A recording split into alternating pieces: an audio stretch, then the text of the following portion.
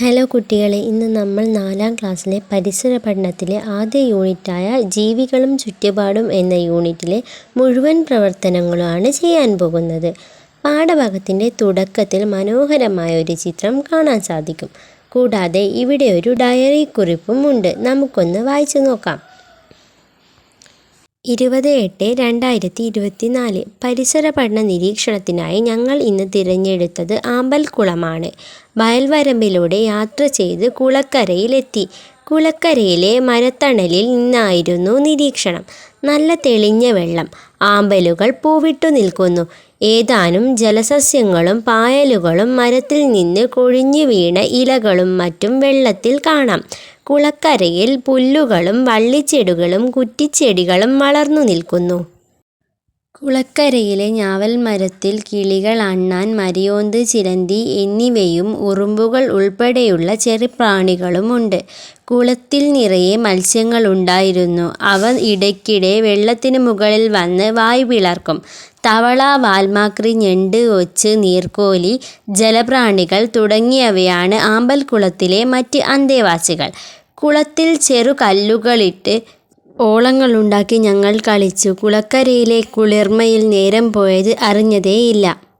ഇനി നമുക്ക് പാഠഭാഗത്തിലെ ചോദ്യത്തിലേക്ക് കടക്കാം. റൈനയുടെ നിരീക്ഷണക്കുറിപ്പ് വായിച്ചല്ലോ. എന്തെല്ലാം ജീവികളാണ് കുളത്തിൽ കണ്ടത്?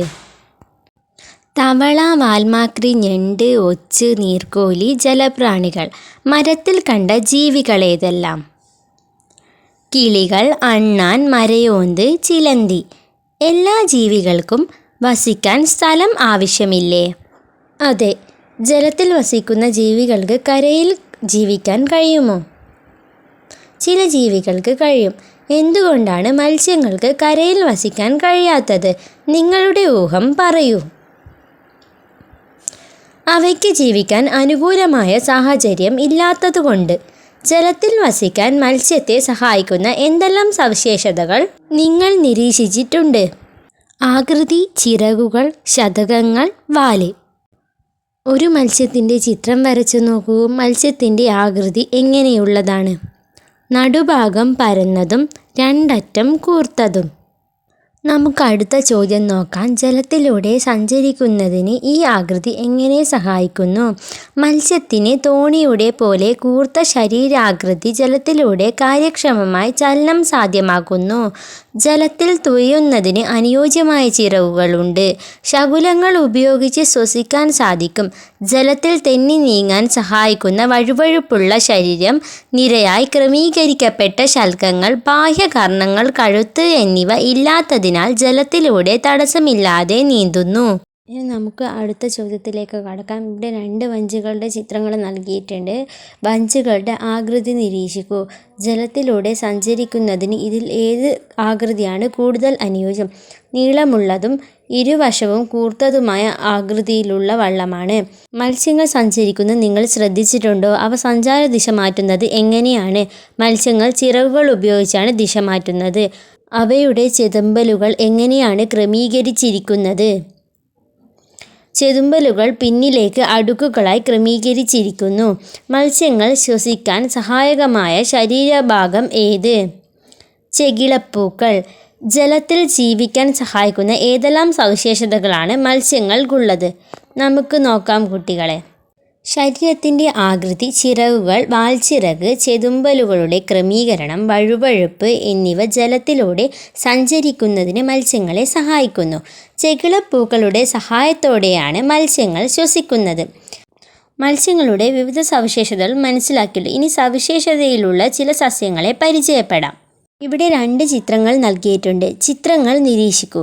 ഈ സസ്യങ്ങളുടെ പ്രത്യേകതകൾ എന്തൊക്കെയാണ്? ചില സസ്യങ്ങൾക്ക് മുള്ളുണ്ട്. ചിലതിൻ്റെ ഇല മുള്ളുപോലെയാണ്. തണ്ടിൻ്റെ പ്രത്യേകത എന്താണ്? കനമുള്ളതും പച്ച നിറത്തിലുള്ളതുമാണ്. മറ്റു ചെടികളിൽ നിന്ന് വ്യത്യസ്തമായി എന്തെല്ലാം പ്രത്യേകതകളാണ് ഇവയ്ക്കുള്ളത്?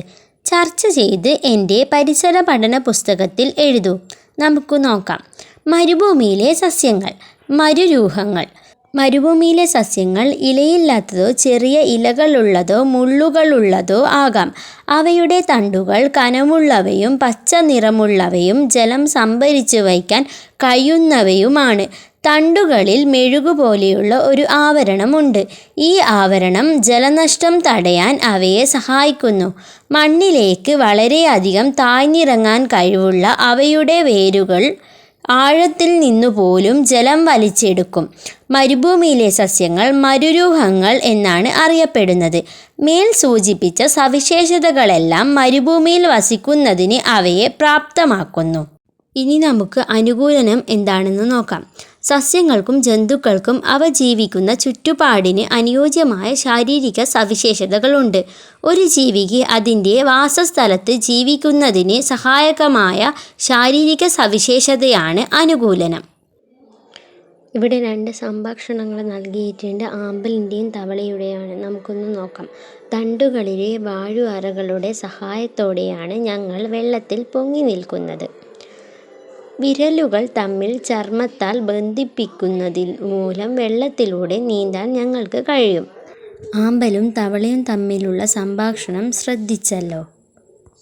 ഇനി നമുക്ക് അവയുടെ കൂടുതൽ അനുകൂലനങ്ങൾ ചർച്ച ചെയ്തെഴുതാം. ആമ്പൽ, തവള എന്നിങ്ങനെ 2 കള്ളി ഇവിടെ നൽകിയിട്ടുണ്ട്. വെള്ളത്തിൽ പൊങ്ങി നിൽക്കുന്ന വലിയ ഇലകൾ, മെഴുകുപോലുള്ള വസ്തു കൊണ്ടുള്ള ആവരണം, നീളമുള്ള തണ്ടുകൾ. ഇനി തവളേൻ്റെ നോക്കാം.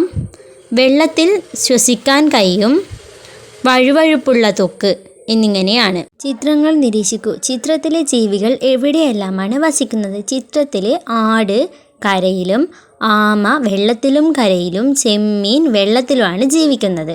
നിങ്ങൾക്ക് പരിചിതമായ മറ്റു ജീവികളുടെ പേരുകൾ എഴുതി പട്ടിക പൂർത്തിയാക്കുക. കരയിൽ ജീവിക്കുന്നവ, വെള്ളത്തിൽ ജീവിക്കുന്നവ, കരയിലും വെള്ളത്തിലും ജീവിക്കുന്നവ. നമുക്ക് നോക്കാം ഏതെല്ലാമെന്ന്. കരയിൽ ജീവിക്കുന്നവ ആട്, പശു, കോഴി, സിംഹം. വെള്ളത്തിൽ ജീവിക്കുന്നവ സ്രാവ്, തിമിംഗലം, കടൽക്കുതിര, നീരാളി. കരയിലും വെള്ളത്തിലും ജീവിക്കുന്നവ മുതല, തവള, നീർനായ, ആമ. പൂർത്തിയാക്കിയ പട്ടികയിലെ വിവരങ്ങൾ വിശകലനം ചെയ്ത് നിഗമനങ്ങൾ എൻ്റെ പരിസര പഠന പുസ്തകത്തിൽ രേഖപ്പെടുത്തൂ. നിങ്ങൾ രേഖപ്പെടുത്തുമല്ലോ. ഇനി നമുക്ക് അടുത്ത പ്രവർത്തനത്തിലേക്ക് കടക്കാം. മരുഭൂമിയിലും ധ്രുവപ്രദേശങ്ങളിലും ജീവികൾ വസിക്കുന്നുണ്ടല്ലോ. എന്തെല്ലാം അനുകൂലനങ്ങളാണ് അവയ്ക്കുള്ളത്?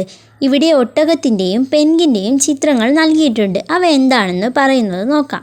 മരുഭൂമിയിൽ ദിവസങ്ങളോളം വെള്ളം കുടിക്കാതെ ജീവിക്കാൻ ഞങ്ങളെ സഹായിക്കുന്നത് മുതുകിലെ കൊഴുപ്പാണ്. ത്വക്കിനടിയിലെ കൊഴുപ്പാണ് ധ്രുവപ്രദേശത്തെ അതിശൈത്യത്തിൽ നിന്ന് ഞങ്ങളെ സംരക്ഷിക്കുന്നത്.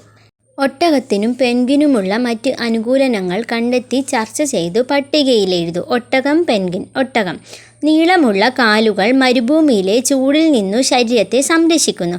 വിസ്തൃതമായ കുളമ്പുകൾ മണ്ണിലൂടെയുള്ള യാത്ര സുഗമമാക്കുന്നു.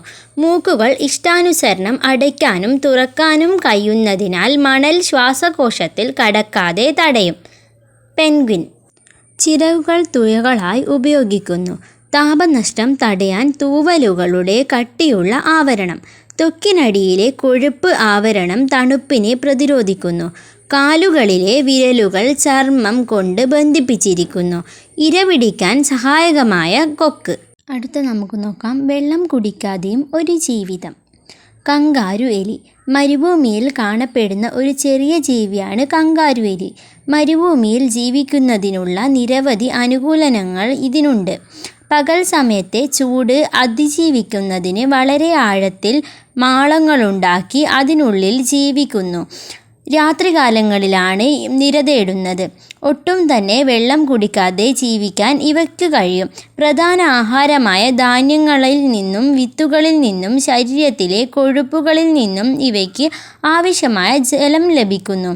വിയർപ്പിലൂടെയും മൂത്രത്തിലൂടെയുമുള്ള ജലനഷ്ടം വളരെ കുറവാണ്.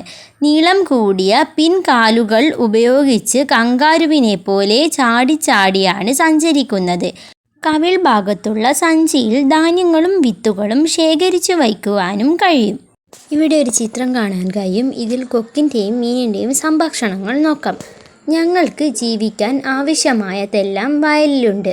ഞങ്ങൾക്ക് വേണ്ടതെല്ലാം കുളത്തിലുണ്ടല്ലോ. കൊക്കിന് വയലിൽ നിന്ന് എന്തെല്ലാമാണ് ലഭിക്കുന്നത്? ചെറുജീവികൾ, പ്രാണികൾ, വിത്തുകൾ, പഴങ്ങൾ, പുഴുക്കൾ. മത്സ്യത്തിന് കുളത്തിൽ നിന്ന് എന്തെല്ലാം ലഭിക്കും? വാസസ്ഥലം, ശ്വസിക്കാൻ വായു, വെള്ളം, ഭക്ഷണം. നമുക്കടുത്തത് നോക്കാം. ഒരു ജീവി വസിക്കുന്ന ചുറ്റുപാടാണ് അതിൻ്റെ വാസസ്ഥലം. അഥവാ ആവാസം. ജീവിയുടെ നിലനിൽപ്പിന് ആവശ്യമായ എല്ലാ ഘടകങ്ങളും ആവാസത്തിലുണ്ട്. കുളം, പുഴ, വയൽ എന്നിവ ആവാസങ്ങൾക്ക് ഉദാഹരണമാണ്. ആവാസങ്ങൾക്ക് കൂടുതൽ ഉദാഹരണങ്ങൾ ചർച്ച ചെയ്ത് കണ്ടെത്തി എഴുതൂ. വൃക്ഷം, കടൽ, വയൽ, മരുഭൂമി, കാട്, പൂന്തോട്ടം, മല. വിവിധ തരം ആവാസങ്ങൾ. ചിത്രം നിരീക്ഷിക്കൂ. ചിത്രത്തിൽ കാണുന്ന വിവിധ ആവാസങ്ങൾ ഏതെല്ലാം? പേരുകൾ എഴുതി നോക്കൂ. പുഴ, കടൽ, മരുഭൂമി, ധ്രുവപ്രദേശം, മല, കാട്. വയൽ ഒരു ആവാസമാണല്ലോ. അതിൽ ജീവനുള്ളതും ജീവനില്ലാത്തതുമായ നിരവധി ഘടകങ്ങളുണ്ട്. ഏതെല്ലാമാണ് അവ? ചർച്ച ചെയ്ത് എഴുതൂ. ജീവനുള്ളവ, ജീവനില്ലാത്തവ. ജീവനുള്ളവ: സസ്യങ്ങൾ, മീനുകൾ, ഞണ്ട്, പുഴു, പാമ്പ്, പുൽച്ചാടി. ജീവനില്ലാത്തവ: മണ്ണ്, വിത്തുകൾ, കല്ല്, ചെടികൾ, പഴങ്ങൾ. പ്രകൃതിദത്തമായ ആവാസങ്ങളും മനുഷ്യനിർമ്മിതമായ ആവാസങ്ങളും ഉണ്ട്. വനം പ്രകൃതിദത്തമായ ആവാസത്തിന് ഉദാഹരണമാണ്. സ്കൂളിലെ ജൈവവൈവിധ്യ ഉദ്യാനമോ? പ്രകൃതിദത്ത ആവാസങ്ങൾക്കും മനുഷ്യനിർമ്മിത ആവാസങ്ങൾക്കും കൂടുതൽ ഉദാഹരണങ്ങൾ കണ്ടെത്തി എഴുതൂ. പ്രകൃതിദത്ത ആവാസങ്ങൾ, മനുഷ്യനിർമ്മിത ആവാസങ്ങൾ. പ്രകൃതിദത്ത ആവാസങ്ങൾ: കാട്, പുഴ, കടൽ, കായൽ, മല, മരുഭൂമി. മനുഷ്യനിർമ്മിത ആവാസങ്ങൾ: പൂന്തോട്ടം, കുളം, വയൽ, കാവ്. അടുത്തത് നോക്കാം. ഒരു ആവാസ വ്യവസ്ഥയിൽ ജീവനുള്ളതും ജീവനില്ലാത്തതുമായ നിരവധി ഘടകങ്ങളുണ്ട്. സസ്യങ്ങൾ, ജന്തുക്കൾ, സൂക്ഷ്മജീവികൾ എന്നിവ ജീവനുള്ള ഘടകങ്ങൾക്കുദാഹരണമാണ്. മണ്ണ്, വായു, ജലം, സൂര്യപ്രകാശം തുടങ്ങിയവയാണ് ജീവനില്ലാത്ത ഘടകങ്ങളിൽ പ്രധാനപ്പെട്ടവ. വായു, ജലം, മണ്ണ്, സൂര്യപ്രകാശം തുടങ്ങിയ ജീവനില്ലാത്ത ഘടകങ്ങളെ ജീവികൾ ആശ്രയിക്കുന്നില്ലേ? ഇതുപോലെ ജീവികൾ പരസ്പരം ആശ്രയിക്കുന്നുണ്ട്. ഒരു പ്രദേശത്ത് ജീവനുള്ള ഘടകങ്ങളും ജീവനില്ലാത്ത ഘടകങ്ങളും പരസ്പരാശ്രയത്വത്തിൽ കഴിയുന്നു. ചിത്രത്തിൽ എന്തൊക്കെയാ തന്നിരിക്കുന്നത് മക്കളെ? സൂര്യൻ, പുല്ല്, പുൽച്ചാടി, തവള, പാമ്പ്, പരുന്ത്, പിന്നെ കുളം, കുളത്തിലെ കുറച്ചു മീനുകൾ. ഇതെല്ലാം ഉണ്ടല്ലേ. ഇത് എങ്ങനെയൊക്കെ പരസ്പരം ആശ്രയിച്ചിരിക്കുന്നു? പല രീതിയിൽ ബന്ധിപ്പിക്കാം. സൂര്യപ്രകാശത്തെ സസ്യങ്ങൾ ആശ്രയിക്കുന്നു. സസ്യങ്ങളെ പുൽച്ചാടി ആശ്രയിക്കുന്നു. പുൽച്ചാടിയെ തവള കഴിക്കുന്നു. തവളയെ പാമ്പ് കഴിക്കുന്നു. പാമ്പിനെ പരുന്ത് എന്നിങ്ങനെ നൽകാം. പിന്നെയോ, ജലത്തിലെ മീനുകളെ തവള ആശ്രയിക്കുന്നു. തവളയെ പാമ്പ് കഴിക്കുന്നു. പാമ്പിനെ പരുന്ത് കഴിക്കുന്നു എന്നിങ്ങനെയും നൽകാം. ഇത്തരത്തിൽ പല രീതിയിൽ പരസ്പരാശ്രയത്വം കാണാം. അപ്പോൾ ഭൂമിയിലെ പല ജീവിയും ജീവനുള്ളതും ജീവനില്ലാത്തതും ആശ്രയിച്ചാണ് കഴിയുന്നത്. നമ്മൾ നേരത്തെ ആവാസ വ്യവസ്ഥകളെക്കുറിച്ച് പഠിച്ചല്ലോ. ഇനി എന്താണ് ആവാസ വ്യവസ്ഥ എന്ന് നോക്കാം. ആവാസ വ്യവസ്ഥ: ജീവനുള്ള ഘടകങ്ങളും ജീവനില്ലാത്ത ഘടകങ്ങളും പരസ്പരാശ്രയത്വത്തിൽ കഴിയുന്ന ചുറ്റുപാടാണ് ആവാസ വ്യവസ്ഥ. വൃക്ഷം, വയൽ, കുളം, അരുവി, കുന്ന്, കാവ് തുടങ്ങിയവ ചെറിയ ആവാസ വ്യവസ്ഥകളാണ്. വനം, പുൽമേട്, മരുഭൂമി, കടൽ, ധ്രുവപ്രദേശം തുടങ്ങിയവ വലിയ ആവാസ വ്യവസ്ഥകളാണ്. ഒരു ആവാസ വ്യവസ്ഥയിലെ പരസ്പരാശ്രയത്വം എങ്ങനെയെല്ലാമാണ്? ഉദാഹരണസഹിതം വ്യക്തമാക്കുക. ജീവനുള്ള ഘടകങ്ങളും ജീവനില്ലാത്ത ഘടകങ്ങളും തമ്മിൽ, ജീവനുള്ള ഘടകങ്ങൾ തമ്മിൽ, ജീവനില്ലാത്ത ഘടകങ്ങൾ തമ്മിൽ. അടുത്ത നോക്കാം. ആവാസ വ്യവസ്ഥയുടെ നാശം. കുന്നിനുമുണ്ട് പറയാൻ. നമ്മുടെ നാട്ടിൽ പലയിടത്തും ഞങ്ങളെ കാണാൻ. കുന്നു കയറാത്തവരായി ആരെങ്കിലുമുണ്ടോ? മണ്ണിര മുതൽ കുറുനരി വരെ എത്ര ജീവികൾക്കാണ് ഞങ്ങൾ വാസസ്ഥലമൊരുക്കുന്നത്. കൂടാതെ വൈവിധ്യമാർന്ന സസ്യങ്ങൾക്കും. ഞങ്ങൾ വെള്ളം സംഭരിച്ചു വയ്ക്കുന്നു. പിന്നീട് കിണറുകളിലേക്കും അരുവികളിലേക്കും വയലുകളിലേക്കും ഞങ്ങൾ ആ വെള്ളം നൽകുന്നു. കാറ്റിനെ നിയന്ത്രിക്കാനും ചൂട് കുറയ്ക്കാനും ഞങ്ങൾക്ക് കഴിയും. കണ്ടില്ലേ, ഞങ്ങൾ ഇന്ന് വലിയ പ്രതിസന്ധിയിലാണ്. ഞങ്ങളുടെ പ്രാധാന്യം മനുഷ്യർ തിരിച്ചറിയുന്നുണ്ടോ? കുന്നിൻ്റെ ആത്മകഥം വായിച്ചല്ലോ. കുന്നുകൾ ഇല്ലാതാകുന്നതുകൊണ്ട് എന്തെല്ലാം ദോഷങ്ങളുണ്ട്? ജലക്ഷാമത്തിന് കാരണമാകുന്നു. സസ്യങ്ങൾ ഇല്ലാതാകുന്നു. ചൂട് കൂടാൻ കാരണമാകുന്നു. ഒരുപാട് ജീവികൾക്ക് വാസസ്ഥലം നഷ്ടപ്പെടുന്നു. നോക്കാം. ആവാസ വ്യവസ്ഥയെ ദോഷകരമായി ബാധിക്കുന്ന മനുഷ്യ ഇടപെടലുകൾ എന്തെല്ലാമാണെന്ന് ചർച്ച ചെയ്തെഴുതൂ. കുന്നിടിക്കൽ, കീടനാശിനികളുടെ അമിത ഉപയോഗം, വയൽ നികത്തൽ, വനനശീകരണം, അശാസ്ത്രീയമായ മാലിന്യ സംസ്കരണം. മലിനീകരണം എന്താണെന്ന് നോക്കാം. മലിനീകരണം. മണ്ണിര പറയുന്നു, ശ്രദ്ധിക്കും. കർഷക മിത്രം എന്നാണ് ഞങ്ങളെ വിളിക്കുന്നത്. ഇപ്പോൾ മലിനീകരണം കാരണം മണ്ണിൽ ജീവിക്കാൻ പറ്റാതെ വന്നിരിക്കുകയാണ്. മണ്ണിര പറയുന്നത് ശ്രദ്ധിച്ചല്ലോ. നിങ്ങളുടെ വീട്ടിലും പരിസര പ്രദേശത്തും കാണുന്ന മലിനീകരണം എന്തെല്ലാം? പ്ലാസ്റ്റിക്, ഇലക്ട്രിക് മാലിന്യങ്ങൾ, ഭക്ഷ്യമാലിന്യങ്ങൾ. നിങ്ങളുടെ സ്കൂളിലെ മാലിന്യ നിർമ്മാർജ്ജനം എങ്ങനെയെന്നു കണ്ടെത്തി ഒരു റിപ്പോർട്ട് തയ്യാറാക്കി ക്ലാസ്സിൽ അവതരിപ്പിക്കൂ. ചിത്രം നിരീക്ഷിക്കൂ. ഇവിടെ പ്ലാസ്റ്റിക് വലിച്ചെറിയുന്നതും കൂടാതെ കീടനാശിനികളുടെ ഉപയോഗവുമാണ് തന്നിരിക്കുന്നത്. മാലിന്യങ്ങൾ ചുറ്റുപാടിലേക്ക് വലിച്ചെറിയുന്നത് ആവാസങ്ങൾക്ക് ദോഷകരമല്ലേ? മണ്ണിനു മലിനമാകുന്ന മറ്റു പ്രവർത്തനങ്ങൾ എന്തെല്ലാമെന്ന് ചർച്ച ചെയ്തെഴുതൂ. നമുക്ക് നോക്കാം. കൃഷിയിടങ്ങളിൽ അമിതമായി കീടനാശിനി ഉപയോഗിക്കുന്നത്, അമിതമായ രാസവള പ്രയോഗം, പ്ലാസ്റ്റിക്കുകൾ കത്തിക്കൽ, ഫാക്ടറികളിലെ മാലിന്യം പുഴകളിലും മറ്റും ഒഴുക്കിവിടൽ. അടുത്തത് നോക്കാം. മണ്ണു മലിനീകരണം ആവാസ വ്യവസ്ഥയെ എന്തെല്ലാം രീതിയിൽ ബാധിക്കുന്നു? ചർച്ച ചെയ്ത് എൻ്റെ പരിസര പഠന പുസ്തകത്തിൽ എഴുതൂ. ഒട്ടേറെ ജീവികൾക്ക് അവയുടെ ആവാസ വ്യവസ്ഥ നഷ്ടമാകുന്നു. മണ്ണിൻ്റെ ഫലപുഷ്ടി നഷ്ടമാകുന്നു. കൃഷിയെ അസാധ്യമാവാതെ വരുന്നു. ഒരുപാട് അസുഖങ്ങൾക്ക് കാരണമാകുന്നു. മഴ പെയ്യുമ്പോൾ കിണറിലേക്കും മറ്റും മണ്ണിലെ മാലിന്യങ്ങൾ വ്യാപിക്കുന്നു. ജലസ്രോതസ്സുകൾ മലിനമാകുന്നു. ഇതുപോലെ നമ്മുടെ പരിസരത്ത് മറ്റെന്തെല്ലാമാണ് മലിനമാക്കപ്പെടുന്നത്? വയൽ, പുഴ, കുളം, വനം, മല. ചിത്രം നിരീക്ഷിച്ച് വായുമലിനീകരണ സന്ദർഭങ്ങൾ ഏതെല്ലാമെന്ന് കണ്ടെത്തൂ. ഭക്ഷണം പാകം ചെയ്യുന്നത്, ഫാക്ടറികളിലെ പുഴ, കാടുകൾ കത്തുന്നത്, കീടനാശിനികളുടെ ഉപയോഗം എന്നിവയാണ് ചിത്രത്തിൽ കാണുന്നത്. വായുമലിനീകരണം കൊണ്ടുള്ള ദോഷങ്ങൾ ഏതെല്ലാമെന്ന് ചർച്ച ചെയ്തെഴുതൂ. വായുമലിനീകരണം നമ്മുടെ ആരോഗ്യത്തെ ദോഷകരമായി ബാധിക്കുന്നു. ഓരോ വർഷവും വായുമലിനീകരണം മൂലം വിവിധ രോഗങ്ങൾ ബാധിച്ച് ഏകദേശം 70 ലക്ഷം മനുഷ്യർ ലോകത്ത് മരിക്കുന്നുണ്ട്. മനുഷ്യരെ മാത്രമല്ല മൃഗങ്ങളെയും സസ്യങ്ങളെയും വായുമലിനീകരണം ദോഷകരമായി ബാധിക്കും. കാർഷിക വിളകൾ കുറയുന്നത്, ആസിഡ് മഴ, ആഗോളതാപനം, ഓസോൺ പാളിയുടെ നാശം എന്നിവയെല്ലാം വായുമലിനീകരണത്തിൻ്റെ ദോഷഫലങ്ങളാണ്. ചിത്രങ്ങൾ നിരീക്ഷിക്കൂ. ജലം മലിനമാകുന്ന സാഹചര്യങ്ങൾ ഏതെല്ലാമാണ്? പ്ലാസ്റ്റിക് മാലിന്യങ്ങൾ പുറന്തള്ളുന്നത്, രാസവള കീടനാശിനി പ്രയോഗം, വ്യവസായശാലകളിൽ നിന്ന് മാലിന്യങ്ങൾ പുറന്തള്ളുന്നത്, വീടുകളിലെ മാലിന്യങ്ങൾ പുറന്തള്ളുന്നത്. ജലം മലിനമാകുന്നത് ജീവികളെയും മനുഷ്യരെയും എങ്ങനെയെല്ലാം ബാധിക്കും? നിരവധി അസുഖങ്ങൾ ഉണ്ടാകുന്നു. ജലത്തിലെ ഓക്സിജന്റെ അളവ് കുറയുന്നു. ജലജീവികൾ നശിക്കുന്നു. ജലസസ്യങ്ങൾ ഇല്ലാതാവുന്നു. അടുത്ത നോക്കാം. വിവിധ രാസപദാർത്ഥങ്ങളുടെ സാന്നിധ്യം മൂലം ജലം മലിനമാകുന്നു. മലിനജലം വിവിധ ആരോഗ്യ പ്രശ്നങ്ങൾക്കും രോഗങ്ങളും ഉണ്ടാക്കുന്നു. വ്യവസായശാലകളിൽ നിന്നും വീടുകളിൽ നിന്നുമുള്ള മാലിന്യങ്ങൾ, പ്ലാസ്റ്റിക് മാലിന്യങ്ങൾ, കീടനാശിനികൾ, മറ്റു രാസവസ്തുക്കൾ, പെട്രോളിയം എന്നിവ ജലമലിനീകരണത്തിന് കാരണമാകുന്നു. ജലത്തിൽ ഓക്സിജന്റെ അളവ് കുറയുന്നത് മലിനജലം മൂലമാണ്. ഇത് ജലത്തിൽ വസിക്കുന്ന ജീവികളുടെ ജീവന് തന്നെ ഭീഷണിയാണ്. ഇനി നമുക്ക് ആദിയുടെ ഡയറിക്കുറിപ്പ് വായിക്കാം. 30/7/2024. കലിതുള്ളിയ പ്രകൃതി. കുന്നിൻ ചെരുവിലായിരുന്നു ഞങ്ങളുടെ വീട്. നന്നായി മഴ കിട്ടുന്ന പ്രദേശമാണ് ഞങ്ങളുടേത്. ഇടവപ്പാതി തോരാതെ പെയ്യുന്നുണ്ട്. ശക്തമായ മഴയാണ്. പുഴയിൽ ജലനിരപ്പ് ഉയർന്നിട്ടുണ്ട്. ഇനിയും ജലനിരപ്പ് ഉയർന്നാൽ വീട്ടിൽ വെള്ളം കയറും. സന്ധ്യയായപ്പോൾ തീവ്രമഴ തുടങ്ങി. വൈദ്യുതിയുമില്ല. മഴ തുടർന്നാൽ എന്ത് സംഭവിക്കും എന്ന് ഞങ്ങൾക്ക് ഭയമുണ്ടായിരുന്നു. അപകട മുന്നറിയിപ്പുകൾ ഞങ്ങൾ ശ്രദ്ധിക്കുന്നുണ്ടായിരുന്നു. വീട്ടിൽ വളർത്തുമൃഗങ്ങൾ അസ്വസ്ഥമായി ശബ്ദം ഉണ്ടാക്കുന്നത് ശ്രദ്ധയിൽപ്പെട്ടു. അപകടം മനസ്സിലാക്കി അച്ഛനും അമ്മയും ഞങ്ങളെ അല്പം ദൂരെയുള്ള ബന്ധുവിൻ്റെ വീട്ടിലേക്ക് കൊണ്ടുപോയി. മഴയ്ക്ക് ശമനമില്ല. ഞങ്ങൾ ഉറക്കത്തിലായി. പുലർച്ചെയാണ് ഞെട്ടിക്കുന്ന ആ വാർത്ത ഞങ്ങൾ കേട്ടത്.